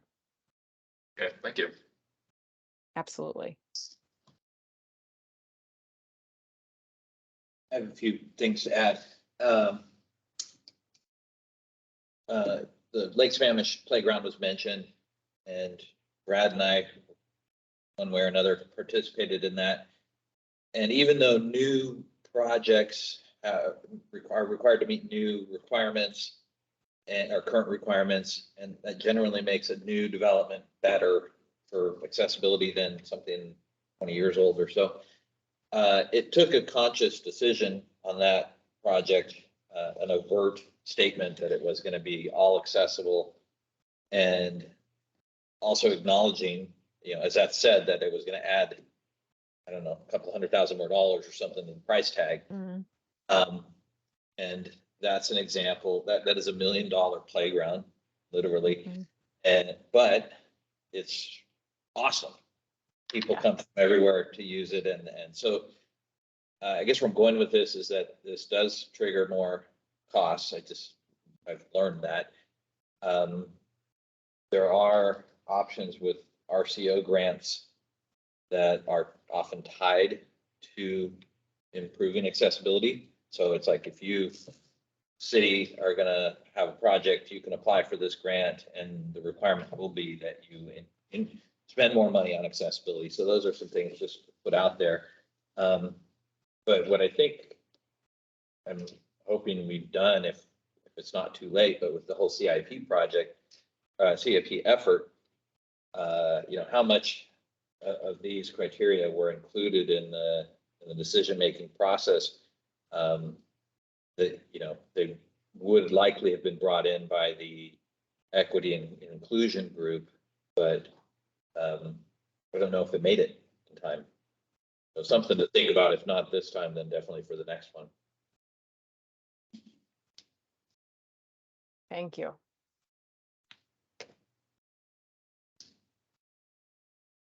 What else? That's it. Well, I can briefly tell you my next steps as it's helpful for this group. So through the rest of this month, I'll be meeting with other board and commissions. As I mentioned, time with our Transportation Advisory Board. They will be focused on talking about public right-of-way and street crossings. And then I'll also be meeting again with the Equity Board that's already taken an initial look at some of this a few months ago. On September 19th, I'll be headed to the Services, Safety and Parks Committee with a final draft of the plan. There will be opportunity for public comment at that meeting as well. And then the hope is that this goes to, the finalized plan goes to council at the end of October for adoption. And again, there will be opportunity for public input there as well. In the meantime, it's not on this slide. I have been continuing to engage the groups and the individuals that have already emailed, reached out, attended public meetings, and those that haven't, they're still getting spammed by my updates, whether they've sent me an email yet or not. But please, if you come across anyone that you think might have an interest in this, please steer them towards both the page about this on the website or directly to me. I would love to get as much input as we can. And although it was nice to run into someone in a park I could talk to about this, I'd prefer not to be hijacking people's peaceful park movement with bothersome questions about their ability to move around the park. So appreciate your input here. Your questions are well noted here in my notebook. Thank you so much for having me this evening. It was a real pleasure to be here virtually with you all. Thank you. Thank you.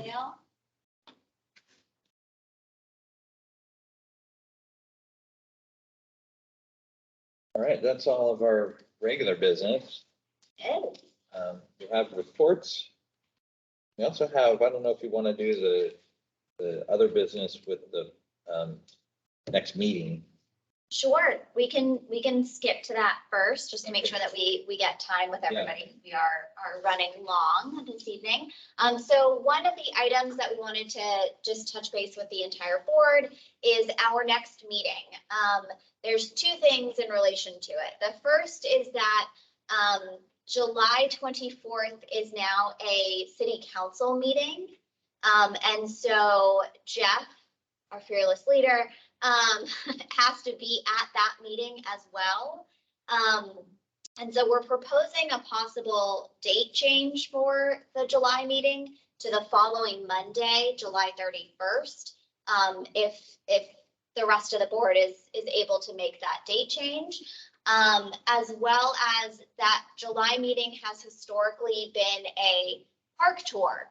So you all as a board have been able to go to a couple of different parks within that meeting and talk about either current projects or future projects and sort of get out into our parks that we talk about at these board meetings.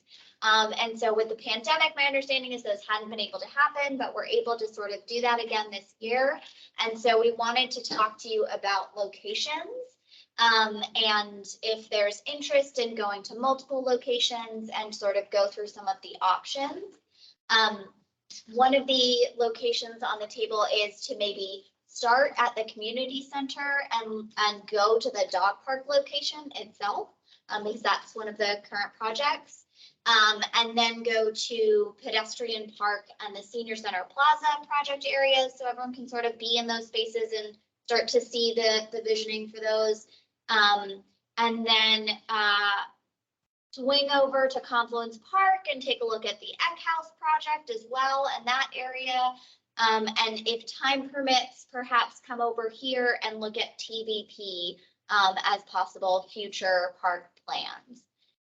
So I'll open that to the board of, does July 31st work for other people? And any thoughts on locations? First thing, the 31st would work out okay for me. But also just a quick point with the dog park. I think we should also maybe just take a quick walk down to see. I noticed they started pulling out the ivy for the location, potential location of the troll. Might be kind of interesting to add that in as well. But otherwise, all the other locations seem to be pretty pertinent to what we're working on now with the Parks Board. So, and my progression seems to make sense. I probably wouldn't focus much energy on TVP. That's so far down the road. You know, I think the ARPA funds is really the command right now. And so really, I think the dog park and pedestrian and senior center and Confluence and the troll, that's a lot of, actually, you could walk to all of those really pretty easily. But I think TVP, I think if you do more than 3 or 4, you're pushing it. Mm-hmm. Nicholas, I see you have your hand up. Sorry. Yeah, sorry. The date is fine. I mean, they're all Mondays. The one other thing I'd suggest, if we entertained a shuttle, is some visitation of Hillside, just from that's such a long park, even though it's up in a lot of our neighborhood here in Squawk. I know it's been, there's been a bit of contention about its parking and its use and kind of all that stuff. It would be nice to visually understand not just phase 1, but like maybe even future phases of Hillside as it's developed, assuming there are future phases. I know Chris and I talked about that one. We sort of debated if we should do Hillside or not. The original, just like what we had talked about. They're in the permitting stage of that right now, so there's not a lot of decision making that we have as a park board at Hillside right now. So as we were trying to prioritize which ones we stopped at, that was one of the reasons we didn't pick Hillside. So open to, obviously, if the group feels like it's worth it, but that was the reasoning for it not hitting the list the first time. It's super, super steep to walk to, too. We would have transportation and wheelchair accessible transportation to be able to take all of us together in a bus if a shuttle is needed for the park tour. If that's the sort of variance of park locations. We have to publicize our route so that we will need to publicize the route. There will be options for the public to either join us in the shuttle or join us at the park location. So I like the route. I like concentrating on the ARPA fund locations. I just won't be on the bus. So 731 doesn't work for me. Okay. And we can also touch base over email to I'll send a confirmation. Date.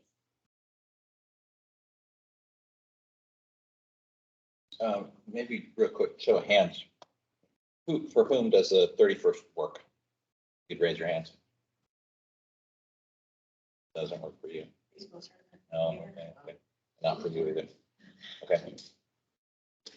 So, Did we get them? so it doesn't work for Tim, it does work for Nicholas. what I'm seeing. Don't work around me though. I've done enough park tours. Well, okay, so maybe we'll workshop date, but it sounds like location, maybe location sounds like we're good with dog park, possible troll, and then focusing on our ARPA fund locations. Okay, well, thank you. I will pass it to Chris if you have chair updates. I have a few director updates, but I can go quickly or. I'll go quick because I don't have very much.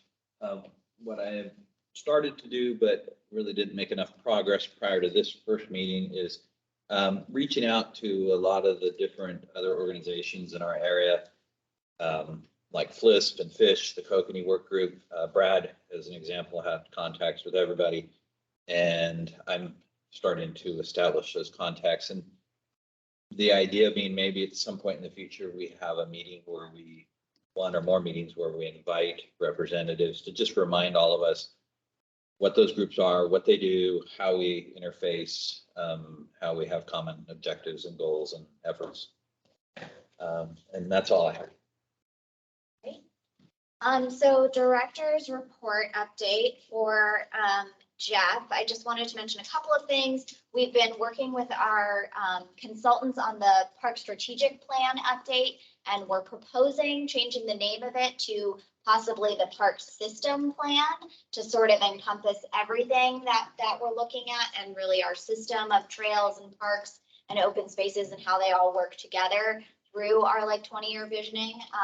We'll be reaching out to the ad hoc group for more engagement pretty soon here, and we're going to be moving towards some focus groups and doing some targeted focus group meetings with our consultants over the summer. So more to come on that soon. Tonight there was another city council meeting, and though Jeff is not here, he's actually out on vacation. He also was supposed to be presenting the Eck House project as it relates to the CIP tonight to council. And it really just reflects what we talked about the last park board meeting, that we are doing this as sort of a phased approach, and that those two phases, that recommended approach is reflected within the CIP. If anyone is curious, we'll share the packet out again, and you can review that presentation as well. And then for our ARPA projects, we are looking at sort of finalizing the design documents and getting ready for permitting for both of those locations, Pedestrian Park Senior Center Plaza, as well as the Eck House Pavilion Plaza, to go into permitting later this summer. And so we are meeting with a couple of different internal city offices, our public works team, our maintenance and operations teams, as well as our planning. What does CPD stand for? Community Planning and Development. Sorry, 9 o'clock on Monday. And talking through all of those options. We also met with the veterans last week to talk about the memorial and the flag space in front of the Senior Center Plaza, and making sure that that has the prominence in the area that really reflects that as its own space within the plaza. And so you all will see some updated design documents pretty soon here before we go into permitting, and that'll all get shared online. And then the last thing I want to mention is the Blackberry Park Neighborhood Celebration. I believe you all got the invitation for July 10th from 5:30 to 6:30 at the park to really celebrate the finishing of the park improvements. I know you all have been here through the long haul of it. I'm just here at the tail end for the celebration. So I hope you all are able to join us. City Council and Mayor will be there. We've invited the neighborhood. If you know neighbors that don't know about it, please let them know. We'll have ice cream and just sort of time to commemorate that awesome work. And with that, I leave it to any other items. Any other business? I have a suggestion, Sure. and it falls kind of like with what Jeff might be talking about. Okay. You know, every now and then I just pop onto YouTube just to actually see what's going on with the city, and there's so many things going on with the city and YouTube. And it would really be nice, frankly, to when Jeff makes a presentation to City Council, to actually present that to the board. And all it would take would be to go, here's the YouTube link, starts at 21.3 or whatever. And because Jeff makes a lot of presentations to the city council. And unfortunately, we don't all get a chance to see all of that. I just end up happening along them sometimes. And it would be really nice to actually see what he does present to the city council. It'd be real easy to present, send that out to the board. I don't know what Jeff thinks about that, but. And I think we all feel a certain way about being quote unquote YouTube stars here. It's a great suggestion and something that we can definitely, talk about and move forward. Anyone else have any other business they would like to bring up? Do we know anything about our youth representatives? They are on summer holiday. Yeah. So they're on summer break. So their tenure with us at the park board ended in May. And they're on summer break until we hit probably the September, October meeting. We'll probably have new youth reps. We got maybe spoiled. We had Ryan before and he came in all the time. Yeah, we did get spoiled with I him. think you all did get spoiled too. All right, and then, so the next meeting, the date is still TBD. Maybe we are gonna do a poll. Yes, and then I will send an email out first thing tomorrow morning. pick the one that gets the most people. Yeah. And it will be a tour.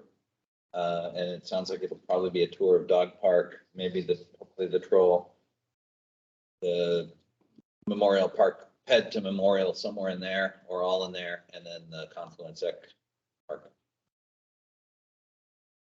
Guess with that, all done, the meeting's adjourned. Thank you. Thanks. Really adjourned.